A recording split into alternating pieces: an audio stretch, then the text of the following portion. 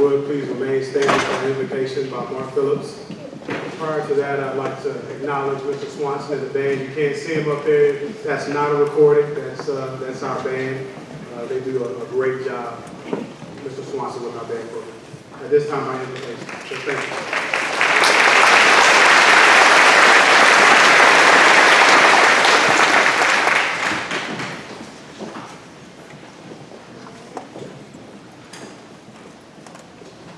Should have known that would put me in front of a microphone just to do one thing. Isn't it great to be inside this new gym for your graduation? The first class inside this gym. What a great place and a great honor for y'all.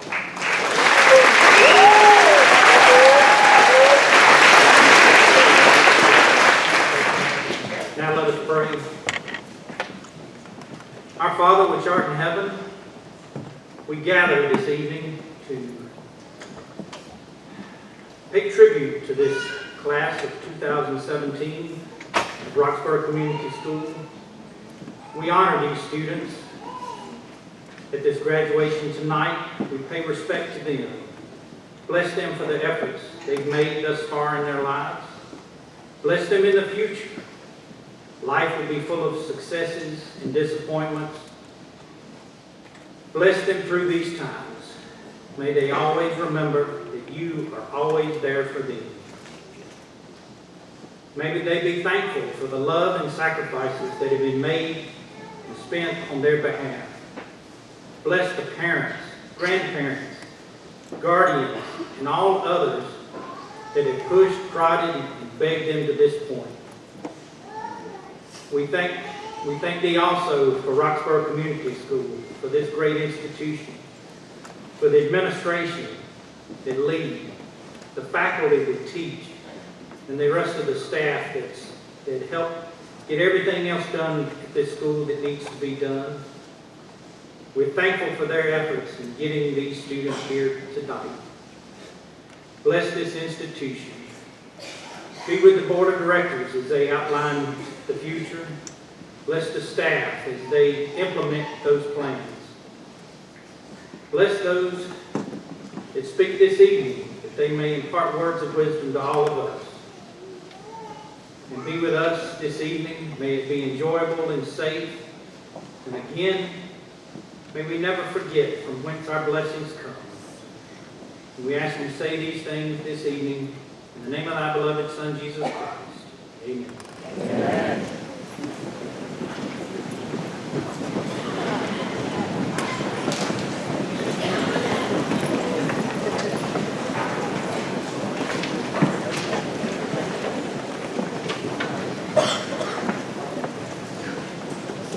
Good evening, and welcome to RCS's 2017 commencement ceremony. Thank you all for coming out to share this event with us. RCS's first graduating class of 2009 had 13 graduates. In these few short years, we've grown to capacity and enjoy a graduating class today of 96.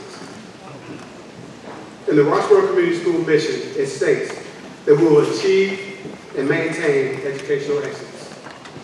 If you attended the senior awards ceremony last week, you saw the achievement of this class and heard one of the statistics that I'm proud to say that our students have enjoyed. And that is over a third of them have GPAs, close to half of them of over 4.0.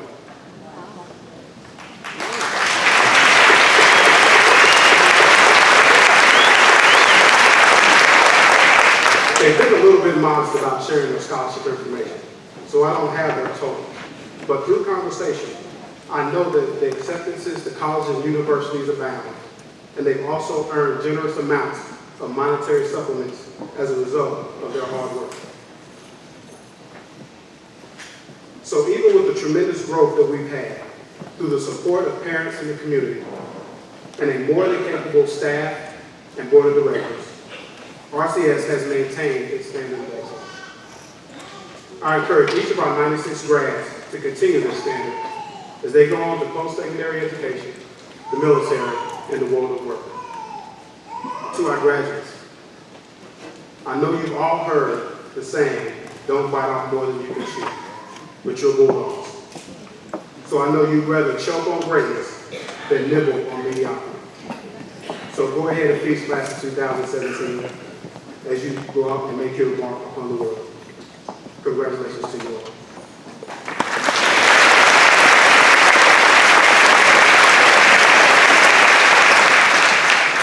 At this time, we will have reflections from Carly Long.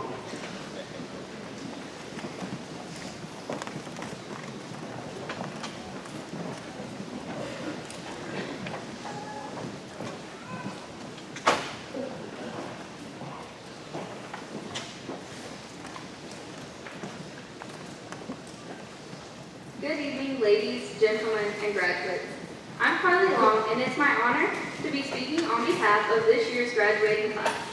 As the yearbook editor, it's been my job to record the happenings of RCS.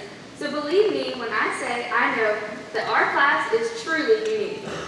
Ms. Harris claims that it's because we have some abandonment issues because of all the teachers that have left us over the years. And honestly, what other class could say that they've gotten rid of at least one teacher every single year? I mean, in 8th grade, we ended the school year with nearly an entirely new set of teachers than we began with. And even now, we're leaving with Ms. Ball, who some thought would be here for forever. But I think that that's just brought us closer together. Being in a class of less than 100 people, it's easy to know everybody. But what's special is how we've still been able to make new friends among those familiar faces. Even after going to school with some of these people for 13 years, I've managed to make new friendships just this year. There's no denying our class is like no other when it comes to friendships. Where else could you ask anyone in the school about the bros and have them know exactly who you're talking about?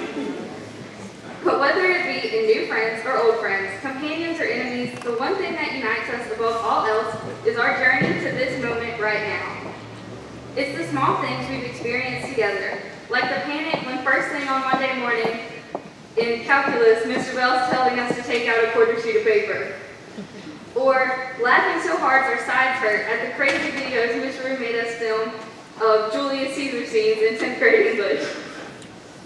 We've been able to grow up with RCS both literally and figuratively.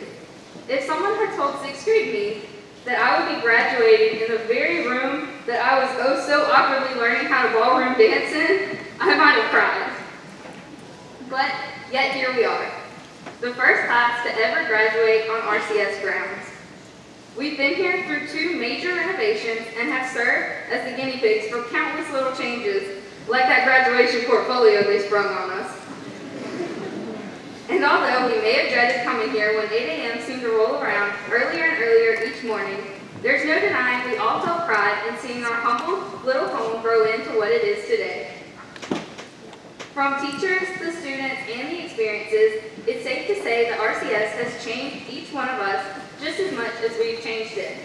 And to leave our final mark on RCS, I'm proud to present a gift from the RCS class of 2017. We have the first ever class picture taken in our new gym.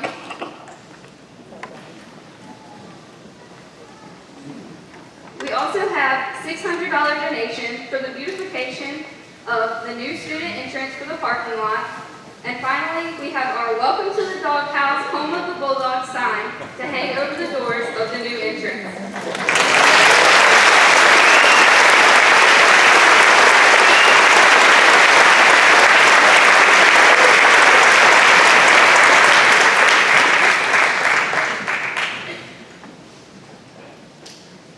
I'm so proud of each one of us, and congrats to the class of 2017.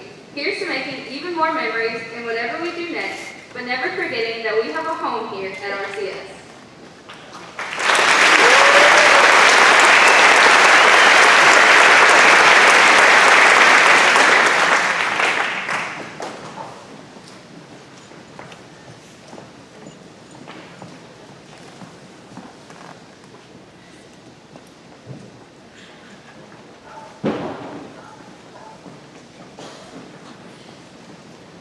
We will now have our salutatory address by Megan Carroll.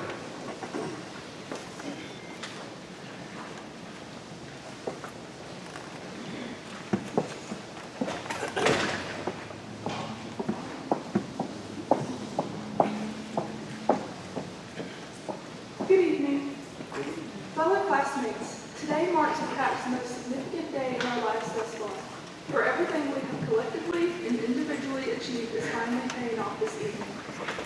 All of our academic endeavors at Roxborough Community School have ended, and now we confront the next chapter of our lives.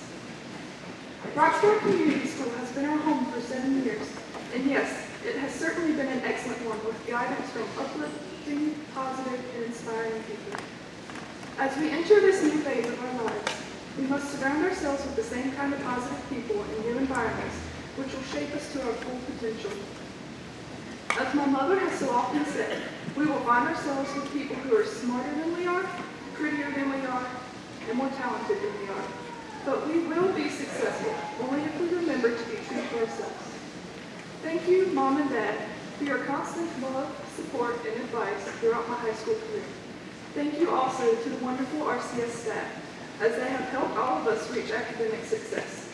Finally, thank you to the class of 2017 for your support and companionship. You all must remember to stay true to yourselves and continue being incredible scholars. I will leave you with a quote displayed on this fall's wall that strikes a chord in you. Let the choices you make today be choices you can live with tomorrow. Thank you, and congratulations, class of 2017.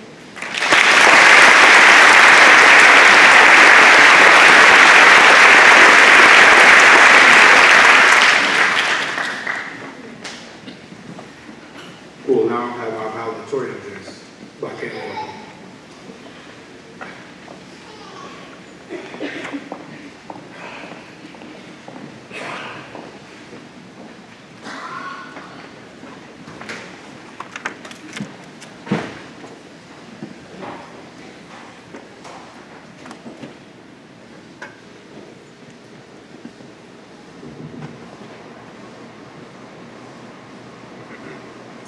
Definitely not fourscore, but 7 years ago, I, along with many of my classmates, embarked on our RCS educational journey. Others joined throughout the various school years, and some joined us just this year. The purpose of our education at RCS was to learn history, math, science, and English. However, I find it only fair to reveal to you all the real lessons we have learned from RCS. Make sure you have $2 when you plan on wearing jeans. When you are dismissed for lunch or for the day, you better run as fast as you can to your car in order to beat traffic. Any website that's fun is probably blocked. Always turn your TV to channel 82 during second period in order to watch the morning announcements. And never, ever leave your backpack unattended. During this year alone, together, we have smiled through the pain of senior speeches, cried through exams, and danced through prom. Whether we've known each other since birth or just met this year, we all share common memories, which makes us family. Although we're not all best friends, nothing will beat the bond that was formed over our mutual hatred of our dress code, the extreme competition of Kahoot, the terror felt when hearing the dreaded words, "Clear your desk of anything but a pencil," and the confusion from Mr. Bell's metacognitive goals and his aversion to the word foil. I'm sure we will all miss Bash Tie dancing around the rooms and halls, Caitlin laughing so loud you can hear it through the walls, and Dale always trying to answer the teacher's phone calls. As seniors, we have many shared memories. To reminisce on a few, please raise your hand if any of these apply to you. If Mr. Sis has ever greeted you like this and said, "Live long and prosper." If Quizlet has ever been your best friend. If you have ever been told to tuck your shirt in. If you've ever played on a sports team at RCS. If you've ever participated in the arts, dance, band, art, or theater. If you've ever participated in volunteer service. And last but not least, if you've ever been referred to or referred to yourself as a bro.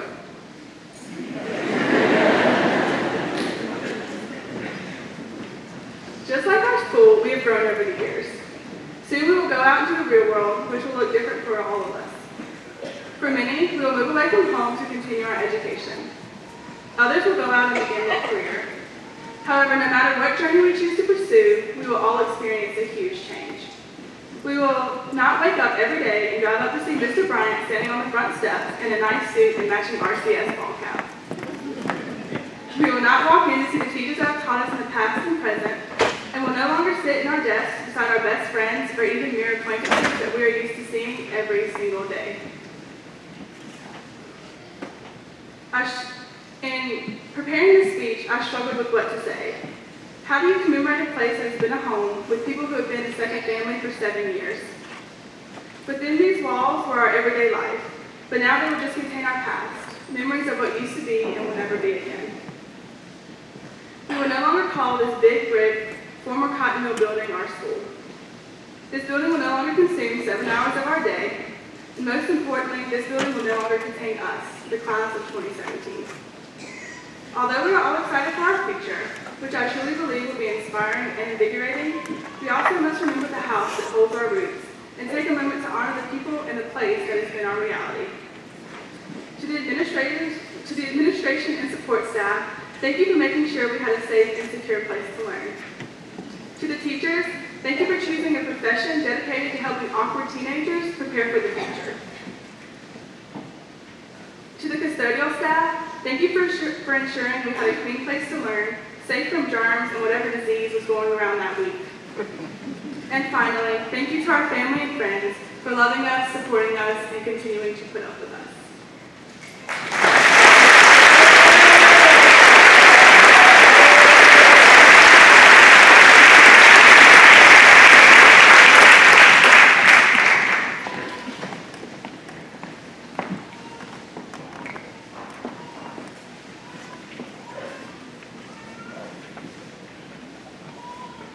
For us as graduates, today is certainly a special day. Along with graduating and walking with my senior class, I was given the honor to introduce tonight's keynote speaker. Ms. Stoltz, I know this is a special day for you as well as I introduce your husband.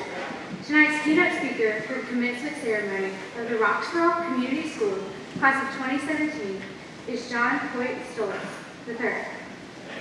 Judge Stoltz is a district court judge for the Judicial District 9A. He is a native of Eden, North Carolina, where he graduated from Moore High School.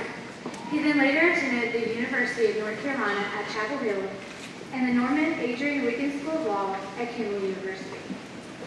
Judge Stoltz has been a member of the North Carolina State Bar for over 20 years, and for 14 of those years, he served the people of Rockingham, Caswell, and Person counties in private practice.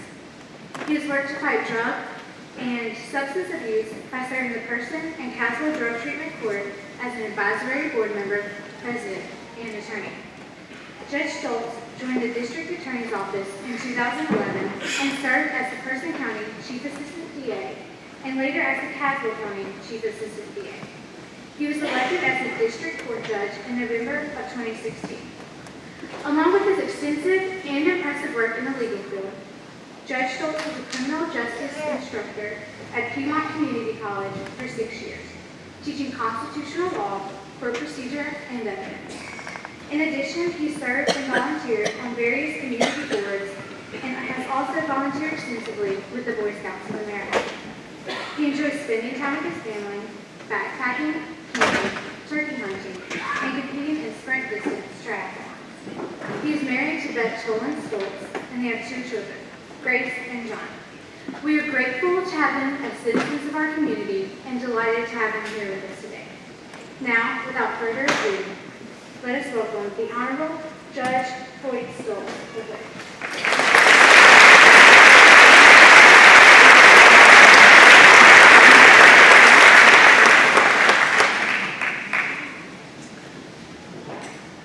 That's nice. But one day, you folks are going to be able to have a list of achievements like that. It's really important for me to say this, and I'm going to go off script because it's just necessary. The students that have gotten up here and spoken before me have really echoed most of what I would have told you. And the reason that I say that is because you have the ability and the skills that have been prepared and groomed and made more acute here at this wonderful school. You've had some good teachers. I happen to know one of them. But you have wonderful administrators. You have board members that care very much about your education and have struggled diligently to make this school the school of example that it really is. Hearing people talk about what I've done in my life, it kind of draws away from what you folks are about to do in your life. And as you go forward, I want to talk to you a little bit about what you're going to face. And please understand that this is a little bit cumbersome, and I'm not entirely happy with it, but it's something that I felt was important. So I appreciate the kind introduction, and I am very honored to be here with you tonight, the class of 2017 at Roxborough Community School. I am about to give a speech that in all likelihood you're never going to remember.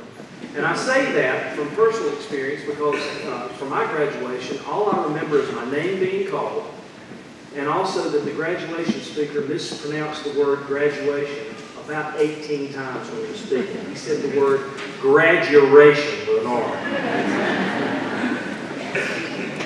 So don't feel bad, but as we talk about words, the sad truth is that in our world, words are often very hollow, and they're not really backed up by the actions that they should be. Wisdom comes to us often in the form of unsolicited rants on Facebook, tweeted in 140 characters or less on Twitter. We send snaps and DMs and IMs, and we don't often pause to consider the impact of our words.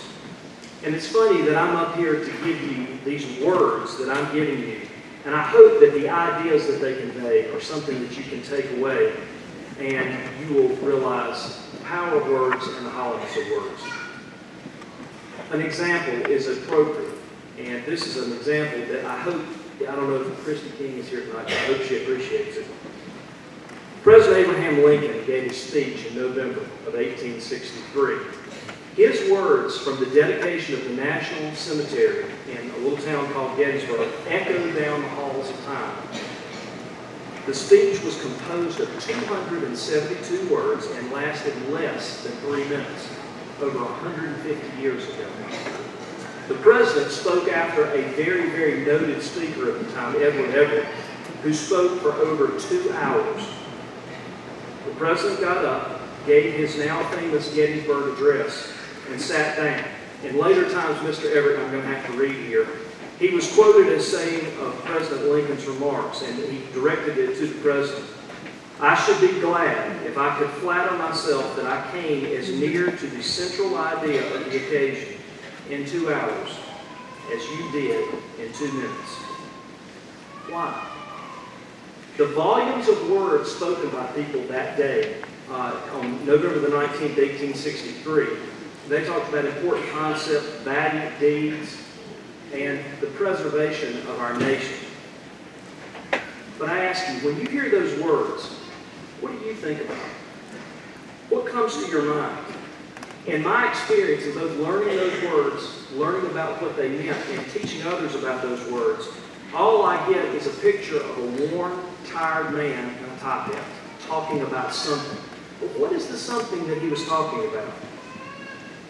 Have you considered that nearly 160,000 people fought to the death for 3 days on hot July 8th, the 3 days before July 4th?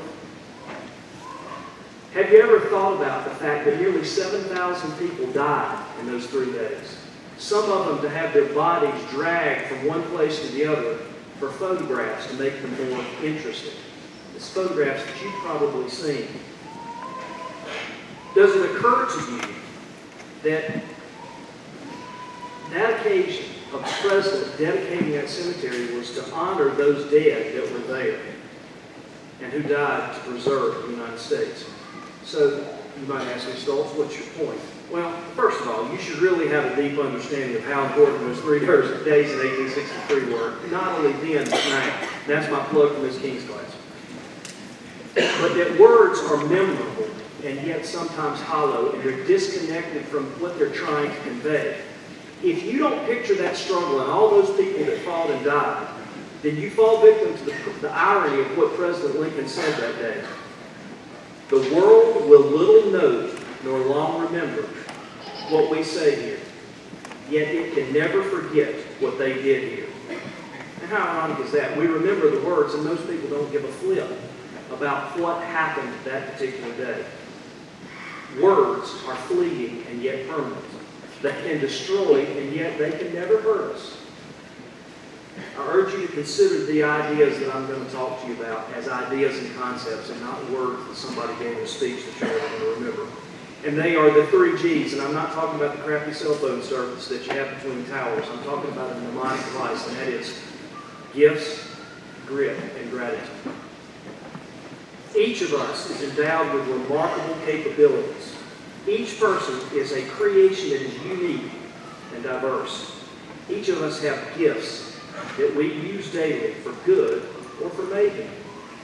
No matter how well or poorly each one of you did in your academics, each one of you outshines the folks around you in some way or another.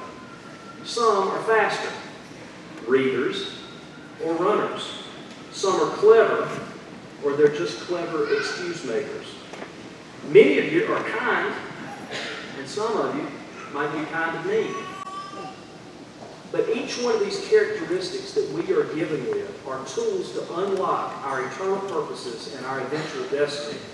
Even our worst attributes, even the things about our personality that are really challenging, can sometimes be used for the benefit of the others if they're channeled and focused in the right way. The challenge and my request of you as you go forward, find out what those gifts are if you don't already know. And work them really hard, but do it so that it helps other people out and pulls them up and not push them down. You're going to have to promote yourself, and you're going to be tempted to do that from time to time. Sometimes we're all called to do that and sell ourselves in order to do what we are called to do. But our goal and our effort is to do that in a way that makes the circle around each one of you a better place. As we employ those gifts to improve our position in the world by going to college, serving in the military, working in the family business, or some other business, we must be focused on our task that we have before us. We must have grit. Now, grit is an old word. It denotes gravelly, rough determination. It evokes a picture of rugged preparedness and purposefulness. President Teddy Roosevelt, both before and after he was president, was driven by it. He once got shot giving a speech by an assassin, and he would not let him take him to the hospital until he finished his speech because he believed in the cause that he was talking about. He believed in what he was doing, and he was determined to finish that speech despite the fact that he was shot while he was giving it. He joked about that in later years and made light of it. But now think about us. Think about you, me, all of us. How many times have we lost a paper or accidentally deleted an assignment or some sort of file? And we go, oh, well, it's gone. How many times do we not even lean against failure? How many times have we been physically injured, and still press on? Many times, we don't even like to press on when things just get merely uncomfortable. Be like President Roosevelt. Be determined. Be courageous. Have grit. It's a necessity in what you're about to do in these next few years. Finally, we should all have gratitude in our lives. Many people around us aren't gracious, and I think we see that on a day-to-day basis. They don't thank people when they help them. We're often too worried about our own challenges and the own things that we have to do to worry about other people and be kind. Chances are there are parents, grandparents, aunts and uncles all around you this weekend. As this weekend, look around and think about it. In all likelihood, they have had to have that grit and determination to allow you to be here, to get here in the mornings and stay here. They worked very diligently to give you the necessities that you needed and the extras that made your lives more rich and better. Look around at the graduates, and Kaylee's already talked about it, but think back to the fun times in third grade before you ever got to RCS. Think about the assist on this basketball floor or on the soccer field. Think about the ride home that they gave you. Think about the pizza that they shared. Think about them forever explaining math equations, helping you study. That's great. Isn't it? This is fun. But think.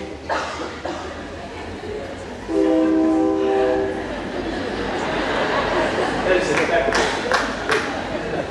It's okay. It's not that important. But think about others and show them the gratitude that they deserve. Have a spirit of gratitude. And please remember this, sincere gratitude is a garment that will never, ever go out of style. As I close, I apologize for the word bodies and drag. I got a little flack about that in editing.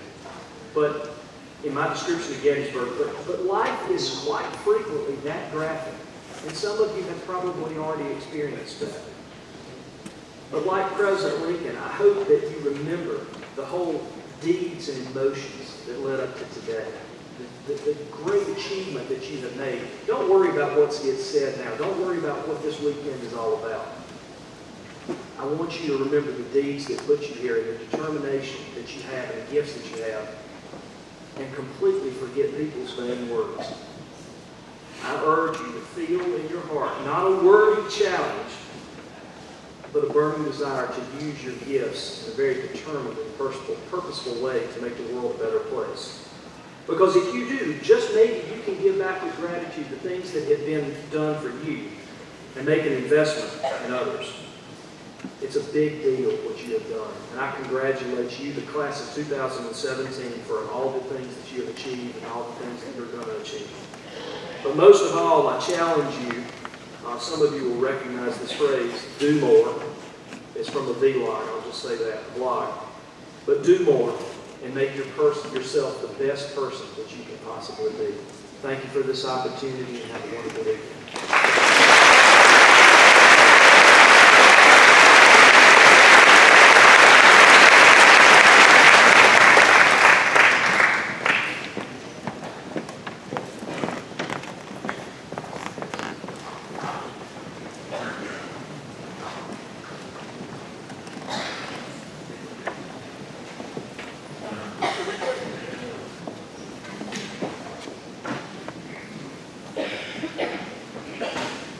Good evening. On behalf of our Board of Directors, I thank each of you for joining us tonight to celebrate the achievements of our class of 2017. We also ask that out of respect for our class of 2017 and their families, if you would please hold your applause and comments until every graduate in each row has been recognized. Thank you.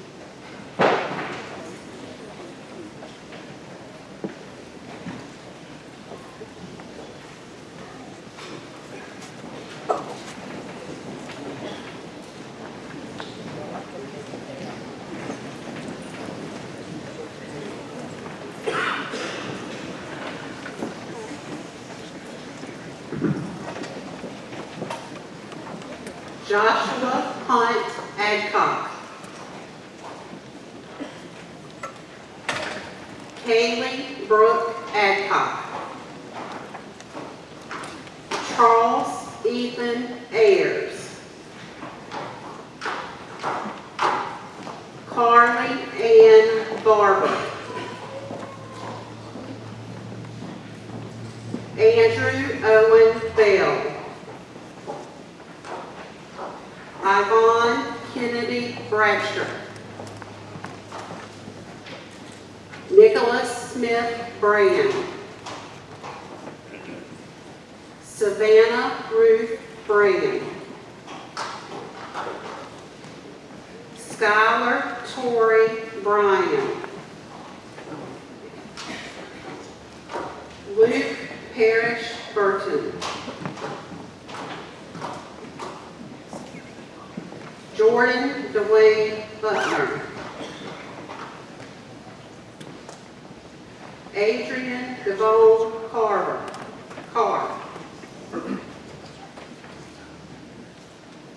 Megan Renee Carroll. Rocky Noah Carver. Vashti Delaney Cash.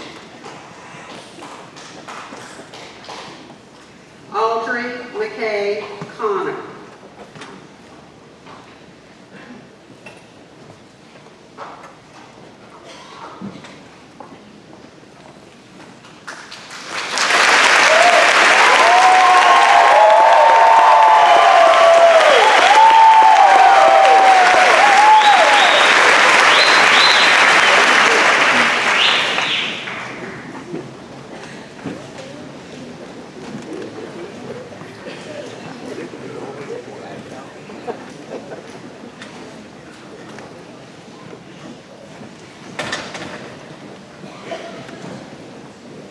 Brianna Michelle Conley. Grayson Brooke Courier. Hannah Faith Dalton. Taylor Christine Davis. Clayton Glenn Day. Michael Douglas Day. I thought you were saying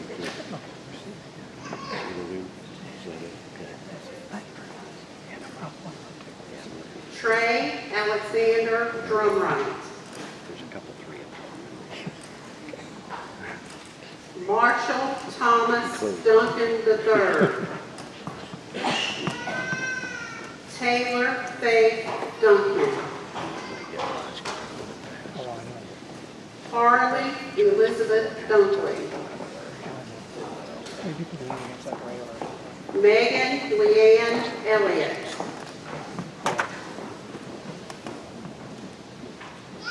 Brandon Andrew Evans. Seth Nathaniel Gentry. Brett Anthony Gill. Darian Nicole Glasscock. Brandon J. Brophy. Brandon Gregory Harris.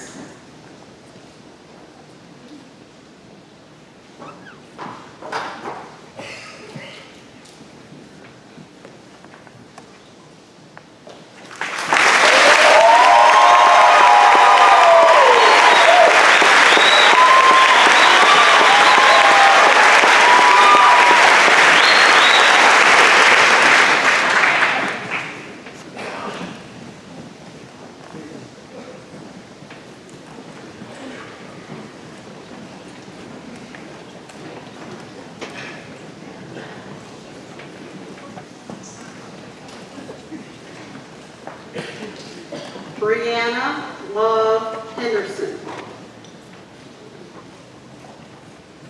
Andrew Lane Horton. Madison Taylor Howard. Christian Blake Hudson. Caitlin Ashley Inman. Jacob Worth Jackson. Mindy Abigail Jacobs. Maya Elizabeth Johnson.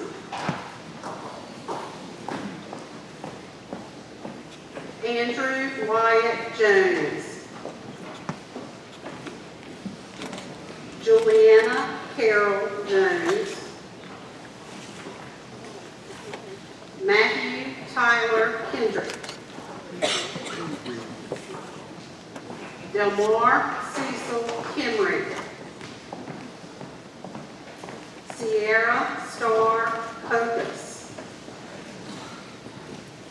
Jorge Cipriano Moreno. Carly Ann Long. Dennis Chris Lubert.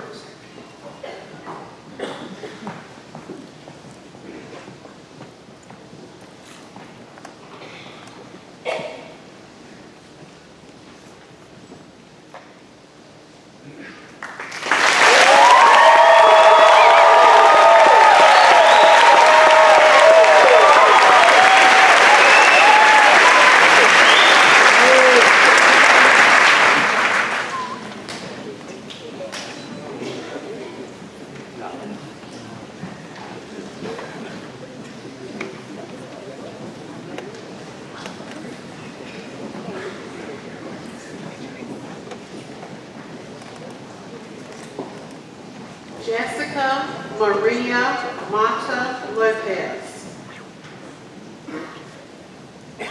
Cassie Noel May. Serenity Ariel McCain. Anna Nicole McCauley. Cole Anthony Melton.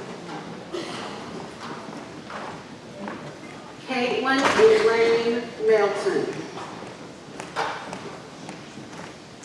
William Curran Montgomery. Caitlin Nicole Mooney. Messiah Corwin Moore. Ashton Bryant Morris.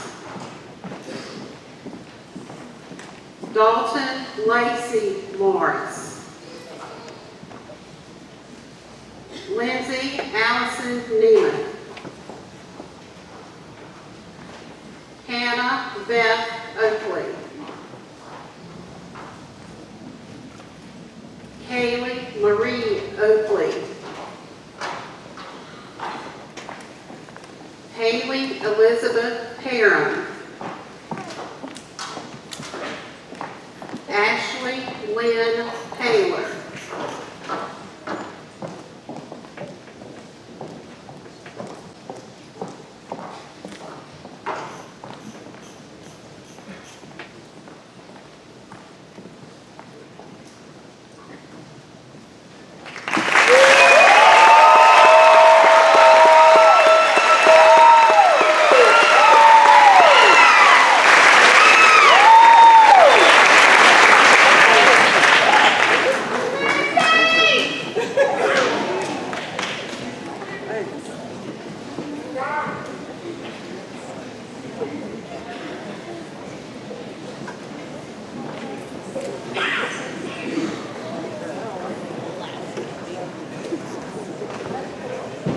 Brooke Rebecca Key. That's Keller. Yeah, Keller. Catherine Grace Pleasant. Well, he's on 1, 2, 3, Austin 4, 5, Dean 6, 7. Poindexter. Somebody on necklace now, Except long in line. between the two blondes. Between two. Kathleen Margaret Bigelow Post. Jessica Mary Lee Rickman. Hannah Rose Rimmer. Javier Chico Rios Jr. Jeremy Scott Shaw. Brittany Ashlyn Smith. William Caleb Stone. Delaney Marie Sullivan. Sarah Gabrielle Sumner. Teen Hugh Top. Amanda Louise Tillman. Cretera Daisy Valentine. Caleb William Bennett.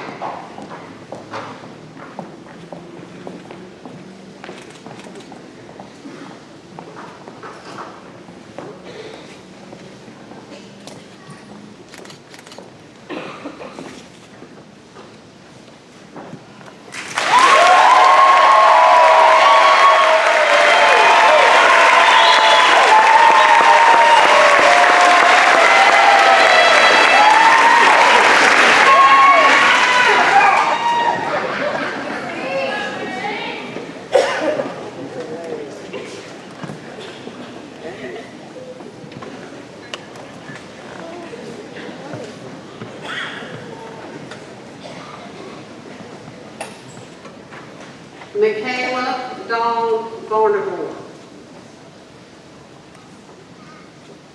Nicholas Valeda. Alex Reginald Wade. Taylor Walker. Allison Lee Warren. Chandler Nicole Warren.